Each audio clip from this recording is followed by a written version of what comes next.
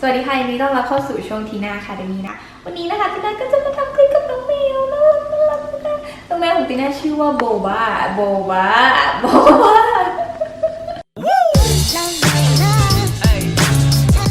ส่วนของแมวนะคะถ้าเป็นหูเนี่ยเราก็เรียกว่า ears นะคะเหมือนคนเลยตาเนี่ยเราเรียก eyes จมูกนะคะเราเรียก nose แล้วก็ที่เป็นหนวดนะคะหนวดเนี่ยเราจะเรียกว่า whiskers นะคะถ้าเป็นคนเนี่ยจะเรียกว่า beard หรือไม่ก็ mustache นะคะแต่ว่านี้เนี่ยเราจะเรียกว่า whiskers แล้วก็ตรงนี้นะคะอันนี้เนี่ยมือน้องแมวเนี่ยเราเรียกว่า paw นะคะเราเรียกว่า paw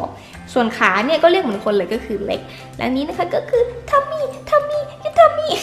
ไม่ชอบอะบอกว่าไม่ชอบให้จับท้องนะคะก็จะเป็น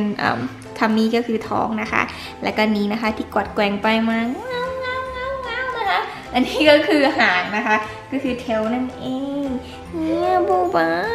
so cute แล้วก็ถ้าเป็นส่วนตรงนี้นะคะที่เป็นปลอกคอเนี่ยนะปลอกคอเราจะเรียกว่า collar นะคะ collar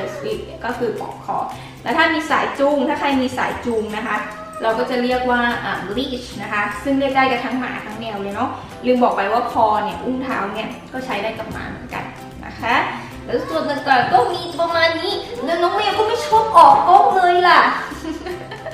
แล้วก็อีกคำหนึ่งนะคะที่จะเสริมให้ก็คือคำว่าสัตวแพทย์นะคะปกติเนี่ยคนส่วนใหญ่จะเรียกสั้นๆก็คือเรียกแค่ vet นะคะ vet เช่น I'm taking my cat to the vet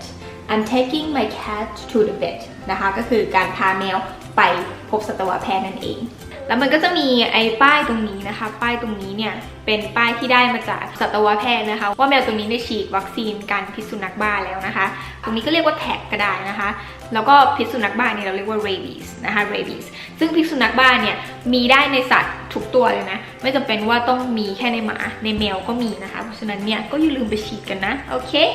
จากนั้นก็ไม่มีอะไรแล้วเนาะส่วนตัวก็